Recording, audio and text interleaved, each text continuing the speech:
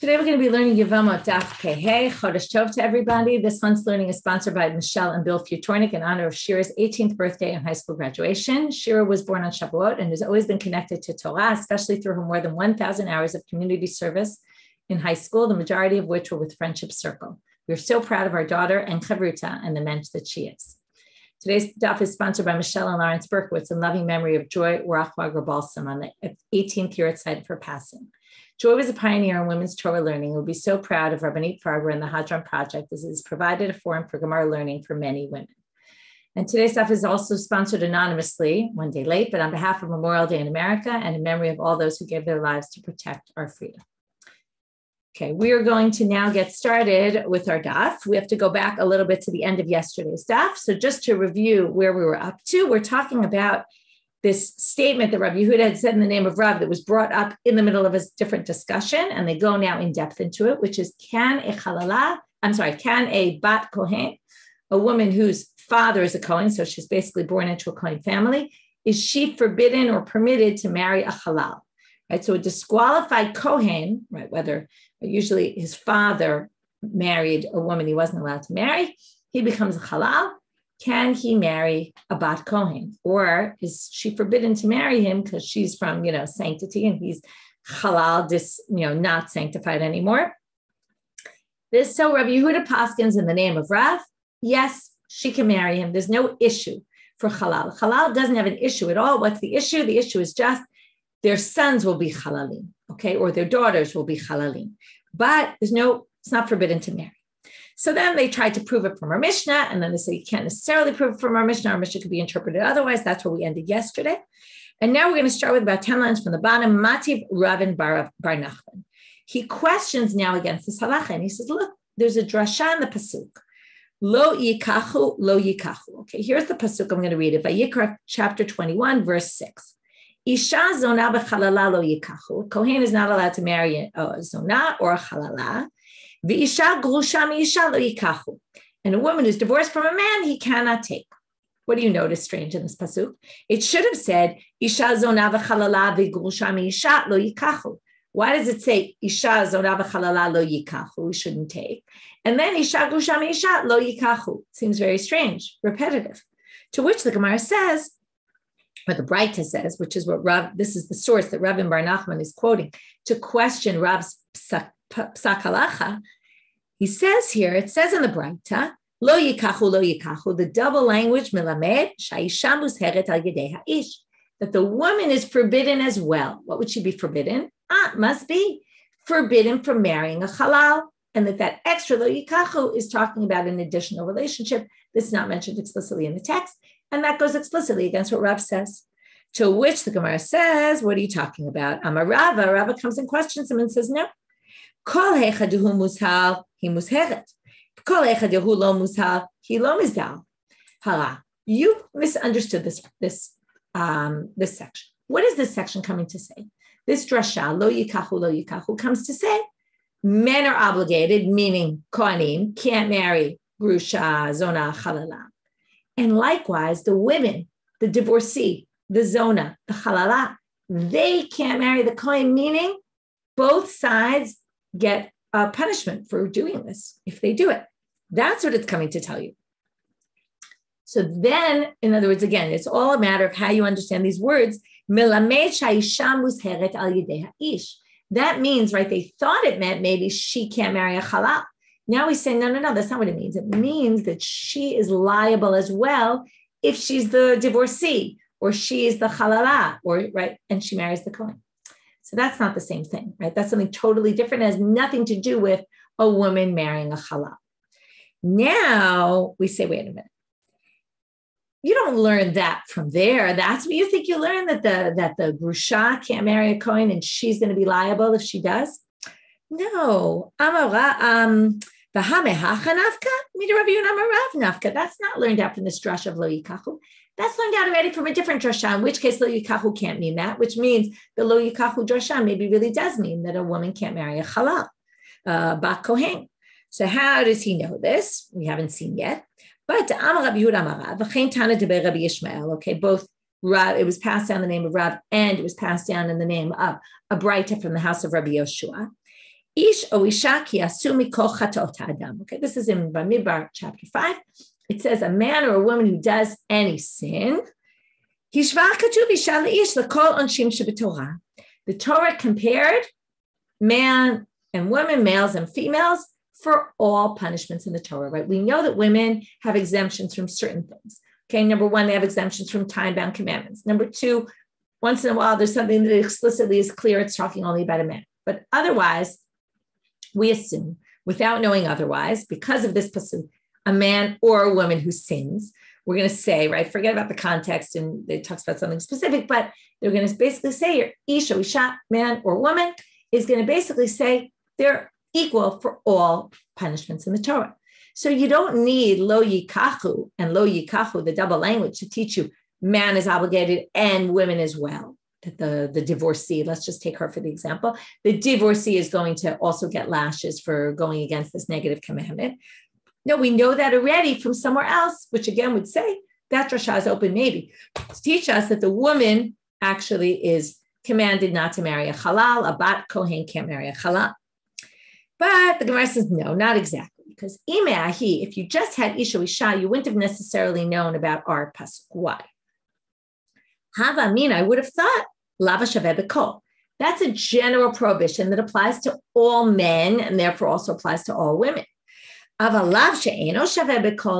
limited lo taseh, this lo taseh is limited to Kohanim only. It's only Kohanim who can't do this. It's not the same as everything in the Torah. So you might not have thought that the women, and think about it, the pasuk is really very specific toward male Kohanim cannot marry grushot, zonot, chalalot. So that seems to really think, you would think that even though ish and isha are always got the same punishments, you know, if the woman does the same thing the man does, maybe this is a unique case. And that's why you need lo yikachu, lo yikachu. So now, get to your question is exactly where the Gemara is going. V'harei tum'ah, but what about tum'ah? Dilav she'ein shaveh b'kol, but you'll see what they're going to do with it. Okay, now, tum'ah is something. Now, it's only a Kohen can't become impure to dead people. But right, except for the few 7 relatives, right, the very close relatives of him. But what about, right, in this case, it's not a lav she'ein shaveh b'kol. And why are women excluded? Why is it so obvious? Well, it's not so obvious. There has to be there's a special drasha or a special way the Torah refers to it that makes it clear it's only referring to men. So Tama, the Katav Rachmana, b'nei Aharon v'lo b'not Aharon. The pasuk there where it says, lo yitameh, lenefesh lo yitameh ba'amav, that the Kohen can't become tameh. The beginning of that verse says, God spoke to Moshe and said, Emor ala Kohanim b'nei Aharon, speak to the sons of Aharon. Okay, so therefore, they learn from there, sons and not daughters. Now, what does this mean? It's a little bit tricky, the proof they're going to try to use. They're going to say now, because there was a special drasha, halav hachi, if you didn't have that, what would you have thought? And as if you need a drasha, it means that without that, what would you have thought? Havamina, nashim chayafot. You would have assumed that women, female Kohanim, have the same prohibition. Now, why would you have thought that? If not for the isha isha pasuk.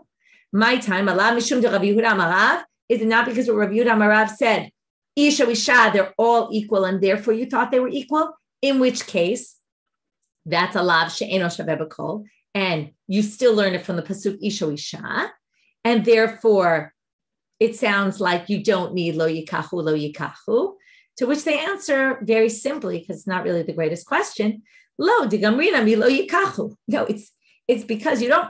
Why did the Torah have to tell you b'nei Aharon? Because isha isha would tell you when it applies across the board, a mitzvah that applies to everybody. When it's a specific mitzvah that applies only to a particular community, you would learn that from lo yikachu, lo yikachu. Now comes in the Tumah pasuk, and it would have been part of the unique community, which we learned already, lo yikachu applies to male and female alike. And therefore, you need lo yikachu, you need the Tumah pasuk, b'nei Aharon and not b'not Aharon, to tell you this is an exception to the rule. So we tried to use this to say, why do we need to make an exception here? What would be the default? The default should have been learned from isha isha. And I said, no. The default would have been learned from lo yikachu. So it's a bit of a weird question in the first place because the answer is pretty obvious. Again, those two drashot build the paradigm for everything. And this one would have been like that from the lo yikachu. Some people learn this whole thing a little bit differently. But the reason why you need both is for a different reason. Or it's the same reason, but it's not, it came about a little in a different way. Instead of saying those two verses existed and then came the exemption of the Tumah, you would look at it from, again, the Torah was written, right? We don't know exactly what was written first and what came first and what we're supposed to look at first. But it's kind of coming from the other perspective with the same issues. You might have thought that you need the kicha pasuk, not because from Isha Isha, you wouldn't have inferred it. You could have inferred Isha Isha applies to everything, and therefore men and women would be equal. But you might have gotten confused because of one thing. What might have thrown you off guard?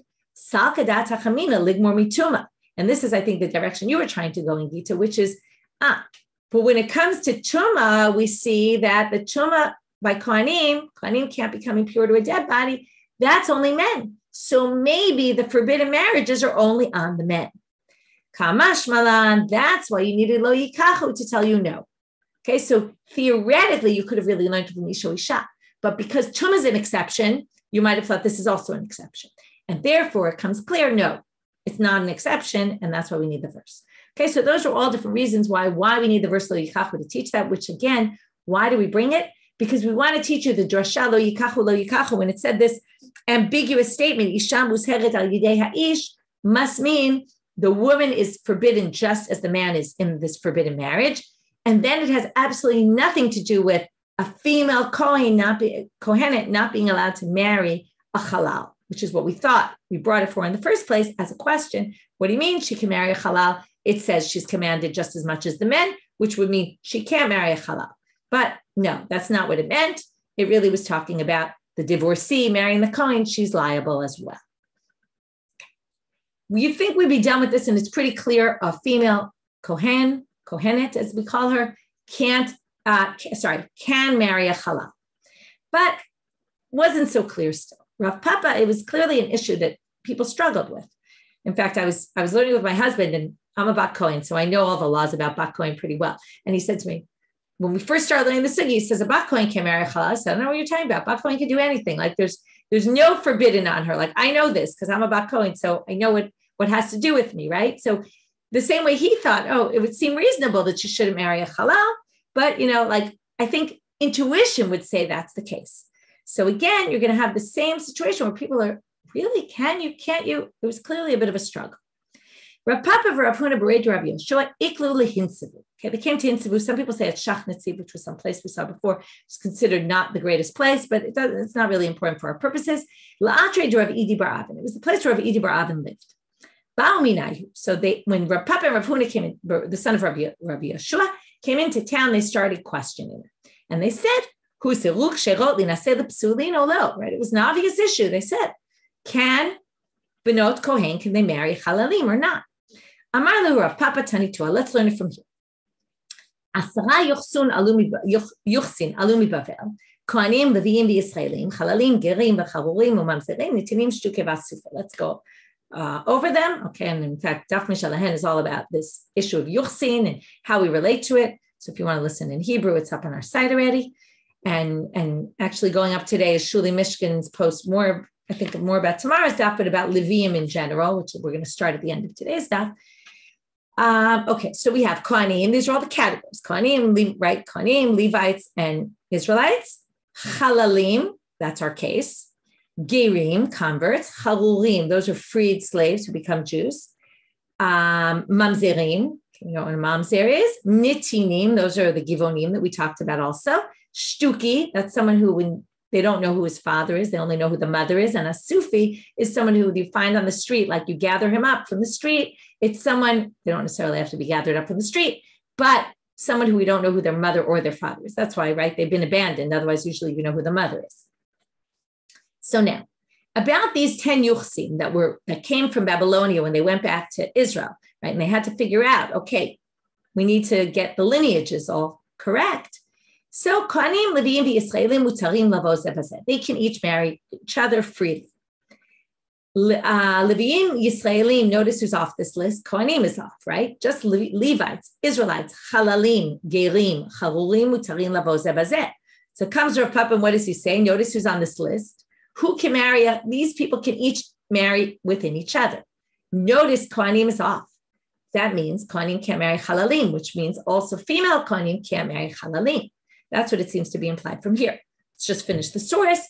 Gere, charure, umamzere, netine, shtuki, vasifri, mutarim lavo ze bazeh. Right? All those people can marry each other. Okay? Although it's not 100% true. There's some issues with the suffix ones marrying. We'll get into that another time. But notice here, one point is that the Gerim can marry in both. We saw that there was a machloket about that. This side's on that Gerim were not Kahal Hashem. If they were called Kahal Hashem exclusively, they're not exclusively Kahal Hashem. If they were exclusively Kahal Hashem, they would not be permitted to mamzerim, and here it says they are. So now, notice, Ilu Kohanot lechalal lo katani, right? It doesn't say Kohanot can marry chalalim, so it sounds like they can't. To which Rav Huna, Amar le Rav Huna bereid Rabbi Yehushua, what are you talking about? Kol hecha dahani nas b'mehane, bahani nas b'mehane katani. Only mentioned here ones that go both ways. If you would say Kohanot can marry chalalim, it would only be here if also Kohanim could marry chalalot, and that for sure can.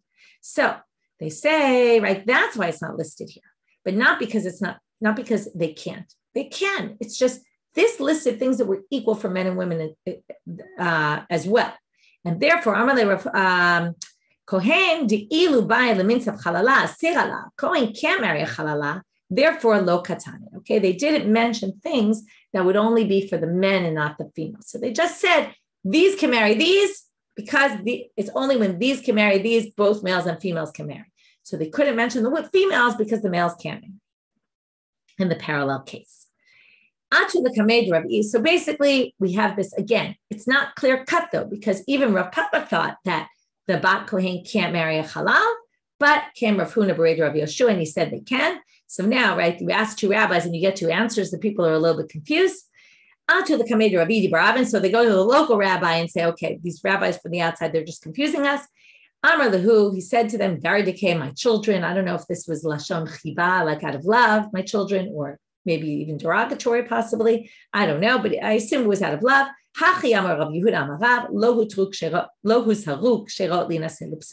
They weren't warned not to marry them, meaning you can do it. So we paskins like we have this tradition in the name of Rabbi Yehuda from Rav that Benot Kohen can marry chalalim. Okay, and that is the psak halacha. But I wanted to point out, as I pointed out with my discussion with my husband, right, it's not an issue that was so obviously clear cut that this would be the case. Now we're going back to the Mishna, and something that wasn't very clear in the Mishna, and unfortunately, it's still going to be unclear till we get to a little bit later on. If I would have organized this Gemara, I would have started with this topic, which is, we're now going to talk about the issue of ketuba for, if you remember in the Mishnah, and we kind of maybe don't remember so well because we didn't really go through it. So I said, we'll wait to the Gemara, but it said, we talked about these cases where she's permitted to one, forbidden to the other, and then we talked about the Rabbanans as well. And then we said, if it's a rabbinic issue, then she gets her ketuba. Right, the case of shniot, which is forbidden on a rabbinic level, she doesn't get a ketuba. Okay, she gives up her rights to the ketuba, but when it comes to the almana, the kohen gadol, gusha b'chalitza, the kohen gadol, mamzer, netina Yisrael, ba mamzer, lenitinu mamzer, all those which are called chayve lavim, negative commandments from the Torah. It said yesh la ketuba. She gets a ketuba. I want you to also notice the lack of parallel lashon. In the shniot, it said she doesn't get a ketuba. Not pero, not mazono, not below. We went through yesterday what all those things are. And here it says, in the almanah, the kohen gadol, yesh lahen ketubah. It doesn't make mention of anything else. So first we're going to ask a bunch of questions, and only after that are they going to get to why is there this difference, okay? And in fact, it's going to be a little bit confusing. There's going to be some different opinions as to why we distinguish between the two cases. So, shniyot midivrei sofrim. First, we're going to have a few questions. So this people of the city of Beri asked Rav Sheshet, Shniya labal velo shniya liyabam. Yesh lach ketuba miyabam o lo? He comes up with a more complicated case. Now, a shniya doesn't get a ketuba, it says in the Torah, in the Mishna. But what if we have a case? Do you remember when in a normal yibum case, what happens? The woman gets her ketuba from her first husband. Her first husband dies, but she then does yibum with the brother. So she doesn't get her ketuba money yet. And then the ketuba for the second marriage with the brother, the yibum marriage, is from the first husband's ketuba. And only, if you remember this, only in a case where he doesn't have money, then the second brother has to provide, the yabam has to provide the ketuba. But generally, the yabam doesn't provide the ketuba. It comes from the first husband. So comes the Gemara and asks a good question. We had a case where she's asura labal, but muteret liyabam. She couldn't marry her husband because remember that we talked about the case where it was his mother's mother, which is only forbidden on a rabbinic level. He married her, and then she fell to yibum to his brother who didn't have the same mother. So she was permitted to the yabam. She just wasn't permitted to her husband. So they asked the following question. Shniya laba'al velo shniya liyabam. In that case where it's forbidden for her to the husband, but not the yabam, yesh la ketuba miyabam olo. Maybe she gets a ketuba from the yabam. Why? Now we're going to show both sides of the question. Do we say, since they say the whole ketuba from the yabam comes from the first husband, and the first husband didn't give her a ketuba, then maybe she gets no ketuba here.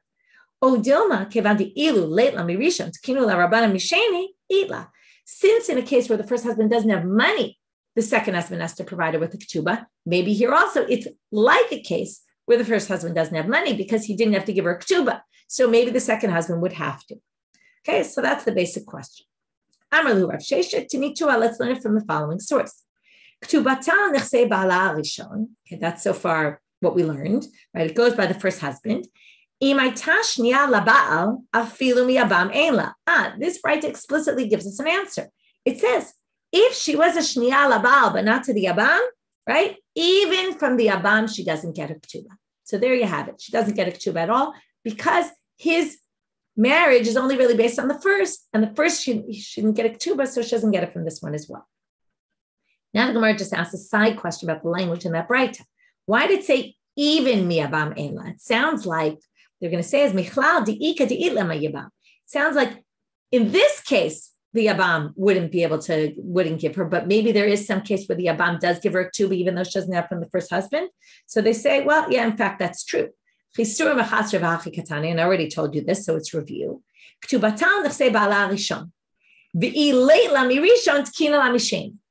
What really this braita is telling you is, number one, in a case where the first husband doesn't have money, she gets a ketuba from the second husband. But there's a certain case where even from the yabam she won't get, which is our case. Okay, so therefore they're contrasting in the braita the two cases, and that's why the word afilu is used. That was question number one. So question number one is shniya labal, not to the yabam. She's permitted to the yabam. Will she get a ketuba from the second husband? No. Second question. Again, we're still not getting to our real question, which is why is there this difference in the ketuba? Rabbi Elazar, Rabbi Yochanan. Rabbi Elazar asked Rabbi Yochanan the following question. If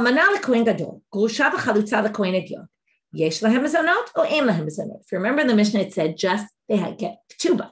What about mizonot? What is mizonot? Mizonot is, as long as they're married, she gets food every day for sustenance. Remember, she gives him her whatever she works for, right? Any job, any income she brings in, and in place of that, he gives her food. So now we have an issue. Does she get mizonot or not? So first the Gemara says, what case are you talking about? Let's clarify. Remember what's supposed to happen. Almanah marries a Kohen Gadol or any of these forbidden Kohen marriages. Basically, they're supposed to get divorced. So comes the Gemara and says, if she's married to him right now, we're certainly not going to give her mizonot. The law is he's supposed to divorce her. We want to cut off any connection between them. So mizonot keeps them interconnected because she works, gives him her income, and he provides her with sustenance. That's just going to keep them connected and married to each other. We want to get rid of this marriage, dissolve it. So certainly not. So they say, lo tzricha, it's a case where they're married, but they're not exactly married. They're not living together. Lo tzricha shalachu lemedinat hayam. He went abroad, left her behind.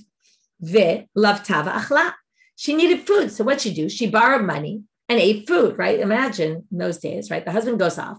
Maybe he had some money at home. We don't know, but she didn't have access to it. He left her without anything. So she went maybe she doesn't have a way to work or not enough to get her food. So she borrowed money. And now, generally, if that happens, the husband's required to pay back the loan.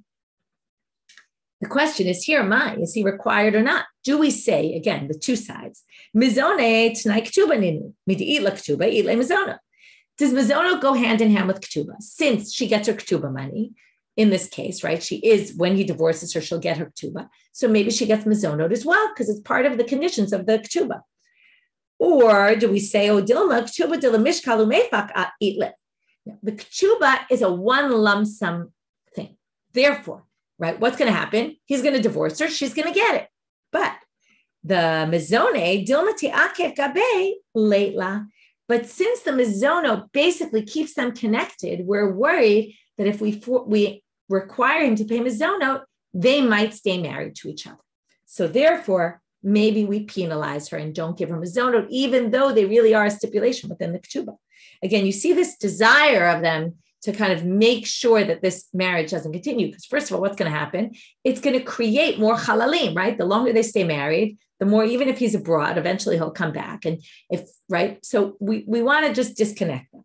So the question is, does it matter if he's abroad or not? So now, Amar le leitla. He says she doesn't get mizona. So now they question him and they say, right, Rabbi Elazar asked Rabbi Yochanan. Rabbi Yochanan said, no, doesn't get mizona.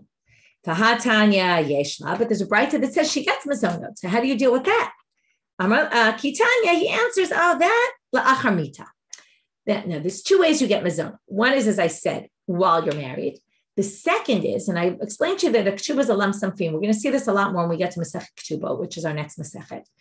A woman generally gets this one lump sum fee when they get divorced, but she can opt for getting mizono payments. Okay, she can get payments for food every month until such time that she demands her ketuba. In other words, as long as she doesn't demand her lump sum ketuba, or we'll see there's debates whether once she starts wearing makeup, or starts dating, or starts looking for someone else, or potentially in a serious relationship with somebody else, then already she loses her rights because she can't keep claiming money from one husband when she's kind of moving to the next. So there's a question about where we draw that line. But assuming she's not somewhere on that line, she can still get mizono payments. So they say, so let's say the husband dies, then she could get mizono because they're not married anymore. We don't have to worry about them staying together. He's dead. In that case, she could get mizono. Okay, that's because it's part of the ketuba. So that's how he explains that contradictory brayta. And again, we're going to say Tanu Rabbanan. And here we're going to go more. Sorry, I skipped something.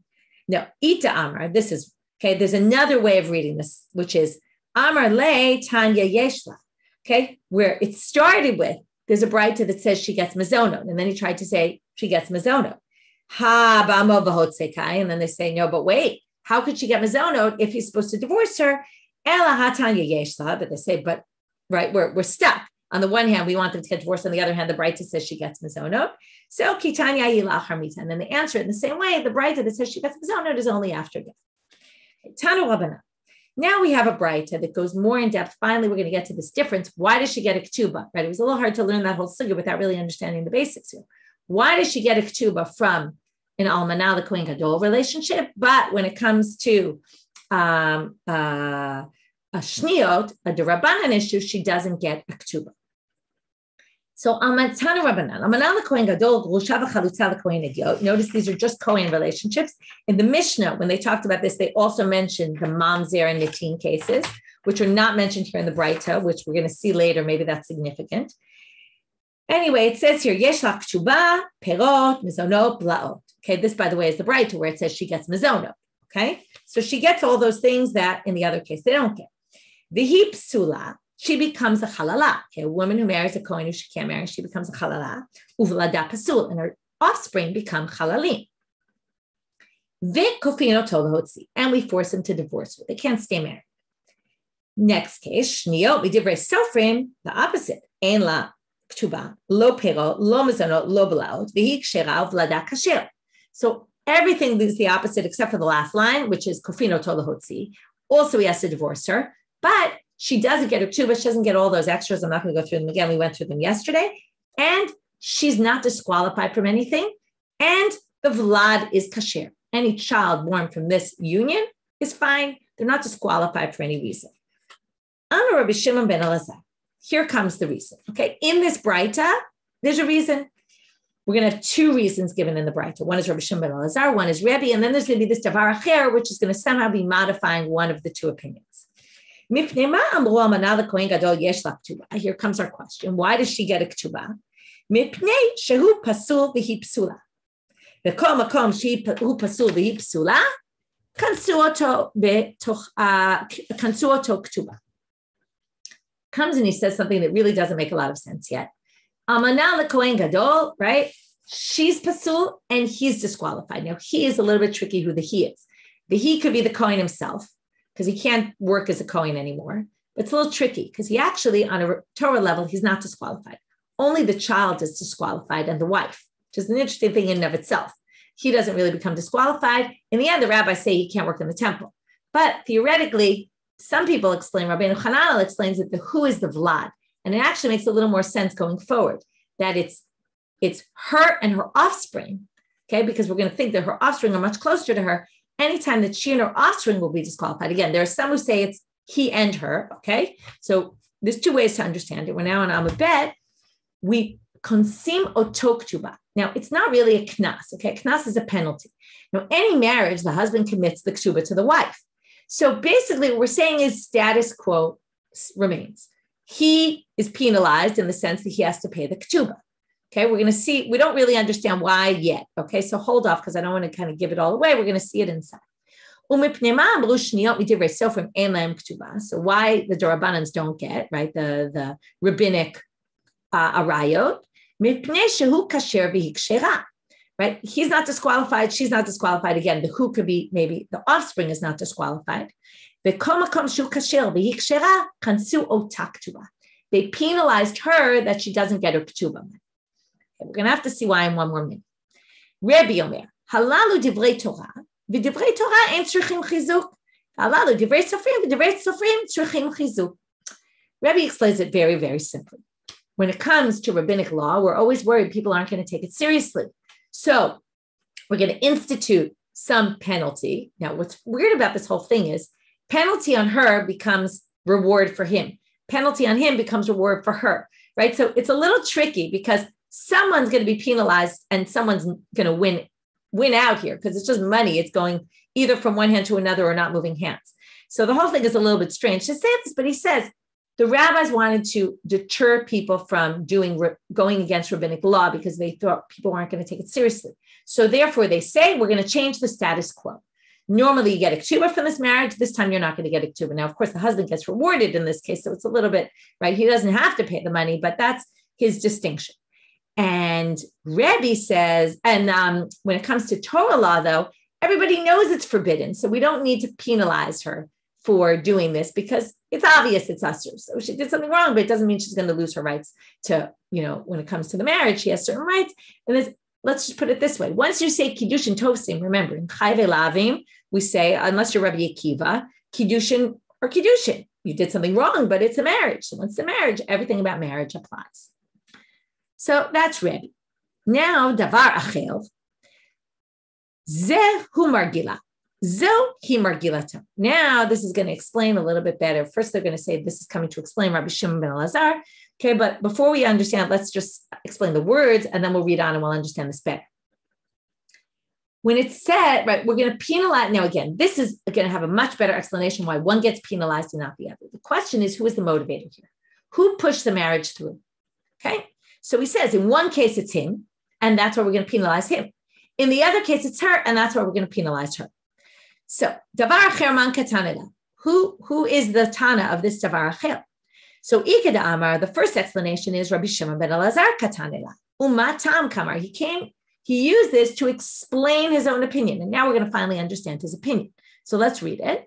Matam amru hu pasul v'hi psula kansu oto ketuba. If he's disqualified and she's disqualified. Now here the Rabbi Yochanan makes a lot more sense. If she's disqualified and her offspring is disqualified, then we're going to assume who is the motivator of this. He must be the one. What woman would push a relationship? It's very interesting. It's in terms of, we want to figure out we're going to assume one person was more strong than the other. Who pushed the relationship through? It must have been him, because why would she want to enter into a relationship where she's going to become disqualified? Her offspring are going to be disqualified. She's not going to want to do that. Okay? If you say he's disqualified and she's disqualified, you're still going to say that therefore she wasn't the one who pushed it through, because even if it's just her versus him, she has to worry about her offspring. Why he's not worried about the offspring is another good question. There's a lot of questions that can be asked on the sugya in general. And again, you have to remember, sometimes these are cases where it's clear the distinction existed and everyone tries to come up with a creative way of its understanding, and each one really has weaknesses. We'll see Rebbe's weakness in another minute. So now he says this, but matam hu kasher v'ikshera, if she, we'll put it in these words, she has nothing to lose. What's going to hurt her? Nothing happens to her. She did something wrong, right? In the Shiur. So she went against rabbinic law, but there's no ramifications to her actions. Then we're going to assume katsuo taktuba. Then we're going to penalize her. Okay. And even if you say in the first case, hu pasul v'hi psula, they're equal, but again, status quo remains. At least she'll get her ketuba. But here we're going to say, now here also some of the commentaries push in this issue, which in the Gemara talks a lot about women always want to get married more than men. So if there's no ramifications at all, we're going to assume that she was the motivator, because she always, anyway, she's in general more pushing to get married than the man is. So if all things being equal, we'll assume it's her who pushed things through. Okay, so that's the explanation. Now, some people say Rebbe katanila. Really, this is in Rebbe's opinion, which is why. Well, Rebbe distinguished derived to Rabbanan. What does it have to do with who motivated the marriage and who pushed it through? Remember, Rebbe distinguished derived to Rabbanans, but wait a minute. Really, the distinction was Kohanim cases versus the Rabbanan cases, right? The rabbinic Shiur. But chalutza, a Kohen can't marry a chalutza. It doesn't say so in the Torah. It's only by rabbinic law, because the rabbis treated someone who underwent chalitza like a divorcee. So chalutza is only rabbinic. So when this davar acher came in, it was to explain specifically the example of the chalutza and why that's an exception to the rule. Because really it's rabbinic, so theoretically she shouldn't get a ketuba. So why does she get a ketuba?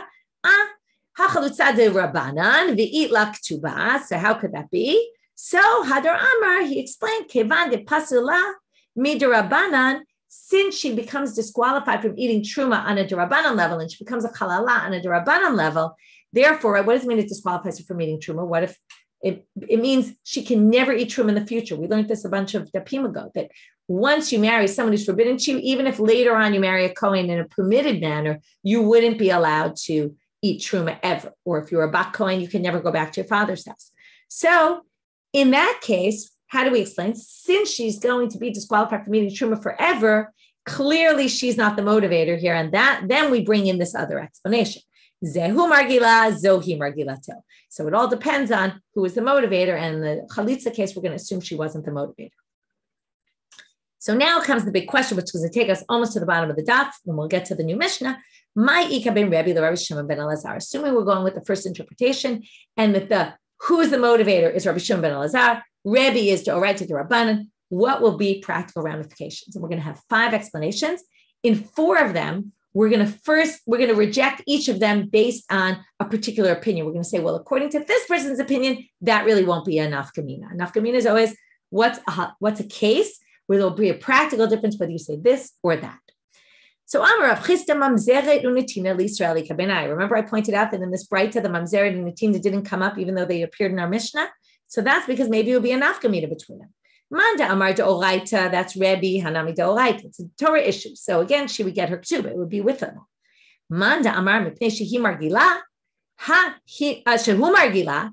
If you say, what's the reason she doesn't lose her ketuba? Because he was the motivator in the Kohanim cases, because she becomes a chalala and her children. Well, he margilale. In a mamzeret and netina case, she's clearly the motivator. Why? She's disqualified from marrying a Yisrael. But she can't marry Yisrael. She can only marry a mamzer, and her children will always be mamzerim.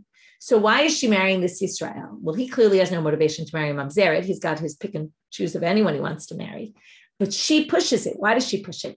Well, there's a halacha that there's a way l'taher mamzerim, and there's actually a machloket about it. We'll get to the other opinion in a minute. But she could have a mamzer child. So she wants to get married because she wants to have a mamzer child so she could fix her future. How so? If he marries a shifcha, female maidservant, okay, she can't do this because she can't marry a shifcha, but if she were to have a son, he could marry a shifcha. Their children would be avadim because it goes by the mother, by the maidservant. They'll be avadim Kanani, right? We're talking about Canaanite slaves. And then if the owner frees them, they can now be Jewish. So that's a way to do it. And that's the motivating factor for her to marry this Yisrael. And that's why it must be she was the motivator and she would be penalized. Even though according to Rebbe, she wouldn't be because it's derived. Rabbi Elazar, the Amar, but wait a minute. Rabbi Elazar says, and yes, people do try to suggest using this. Yes, people did suggest, Rav Goren, I think, was the one who made a big suggestion many years ago that we should try to do this to get rid of the mamzer issue for sure. Now, Rabbi Elazar says, he disagrees and says, no. The kid has two statuses, Eved and mamzer, so it won't help him to free him. So that's not enough gemina according to Rabbi Elazar. Amale Rav Yosef, second one. Right? If he returns a divorced wife once she was with somebody else, so Manda Amar Deoraita and Ami Deoraita, it's by Torah law. But Manda Amar Mepneshi Humargila Ha Himargilale. Now, in a Machzir Gushato case, she doesn't become disqualified from anything. The child doesn't become disqualified. So again, we're going to assume she's the motivator. And that's why it would be enough coming. Rabbi Akiva Damal Yesh Mamzer Mechayve Lavin, but here comes the rejection. According to Rabbi Akiva, there's even a mamzer from Chayve Lavin, which means her kids will be a mamzer, according to Rabbi Akiva, which means she's not going to want to do this relationship, and it must be him. Right? She clearly is not going to be motivating this relationship, and then it will be the same. El Amar Rav Papa, third option. If you don't want a lo taseh, because a lo taseh is always going to become mamzerim, right? So how about a mitzvah aseh, a bitul aseh, not doing a positive commandment? What's the positive commandment? A Kohen Gadol is commanded to marry a woman who is a bitula, who's a virgin. So what if he marries a bi'ula? It's not a lo taseh, so the kids won't be mamzerim even according to Rabbi Akiva. But, right, so again, mandamar do'oraita, it's still Torah law, so she's going to get her ketuba, hanami do'oraita. Umandamar v'neshehumar gila, the one who said with the Kohen and the almana, or the Kohen and the divorcee, it's because he motivated the relationship. Well, in this case, hahimar gila. It must be she motivated it because there was nothing wrong, nothing's going to happen to her. Rabbi Elazar ben Yaakov damar yesh chalal mechai v'aseh, but again comes the rejection. Rabbi Elazar ben Yaakov holds even in this case the kids are chalalim. She's definitely not, right? She'll become a chalala. The kids will become chalalim. She's definitely not going to want that. So that's not enough gemina according to that opinion. Option number 4. We're almost at the end here. El Amar of Ashi machzir safek sotato ikabenai. If he accuses his woman of being a sota and then he ends up sleeping with her before she gets convicted or not, we don't know, she's still a safek, then it's forbidden me d'oraita for him to do this. So man damar d'oraita hanami d'oraita. Man damar mipnei shumar gila hahimar gilale. We're going to assume she did it because again, nothing is going to be worse for her by doing this. Right? The children don't become mamzerim or anything. Ula Rabbi Mati ben Charash, but again comes the rejection. Da'amal afilu halach ba'ala lashkota u'ba'alea baderech asa azona. Okay, he slept with her on the way, then she becomes a zonah. So that does mess her up. Ha lomer galeva lomidi, according to his opinion, no, she's definitely not going to be the one to motivate this, in which case it won't be a practical difference between them. Finally, we get to the end of this section. Ella, Amar Marbar of Ashi Sota Vada Ikabenai. A convicted woman who's a convicted sota has nothing to lose, basically. So that would be a nafkamina. On a Torah level, if she sleeps with her husband, will be forbidden. But if we go by Rabbi Shimon ben Elazar, right, again, then she'll get her ketuba because it was doraita law, it was forbidden. According to Rabbi Shimon ben Elazar, she has nothing to lose here. And since she has nothing to lose, she's obviously the one motivating the relationship. And then she would basically lose her ketuba when, according to Rebbe, she would get her ketuba. Those were all 5 potential nafkaminas. Again, each one based on one person's opinion, it won't work, but it would work for other opinions. Okay, last thing for today, we're going to learn this new Mishna, which is actually, again, just like the previous Mishna, it's a review of things we already learned. Bat Yisrael Mu'ulesa the Kohen. We're going to have a few situations where we have a Israelite woman who's either engaged to a Kohen. If you remember, we learned she can't yet eat truma because we're worried she's going to bring the food back to her house. Okay, there were 2 reasons. We'll just go with that one right now. Mi'uberet mi Kohen, if she's pregnant from a Kohen. So then she might have a child with the Kohen, but we don't know yet. And if she doesn't have any other children, that doesn't allow her to eat truma because now he's dead. And shomeret yabam lekohen, if her husband died, and now she's supposed to do yibam with his brother, she's in between Kohanim, she's not allowed to eat truma. And chen bat kohen liYisrael, a bat kohen to Yisrael in all those relationships, once she gets engaged, she can no longer go back to her father's house because she has to be kinurea, not engaged, not pregnant. And sorry. I said the wrong thing. Bat Yisrael, I explained by accident by the bat kohen. The bat kohen can't, when she's engaged, can't eat in her own house because we're worried she's going to bring truma food back home. And no, one second. No, I said it right. Bat kohen. Right. No, a bat kohen liYisrael. Sorry. A bat kohen liYisrael can't eat truma when she's engaged because she's already left her father's house somewhat, right? She's already not connected. And I said it right before. Sorry, I got confused right now. A bat Yisrael and if she's me'uberet, so maybe she's going to have a child with this Yisrael, which permits her, right? She can't go back. She can only go back kinureha, like she was in her youth, not pregnant.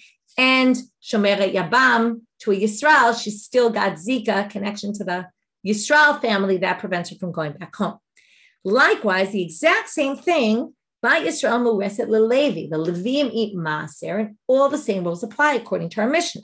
Right, so if she's mureset leLevi, she can't get eat maaser. If she's muberet leLevi, he dies and she's pregnant, can't eat maaser anymore. Shomeret yabam leLevi, she's supposed to do yibam with the Levi brother of the other Levi. She can't eat truma maaser.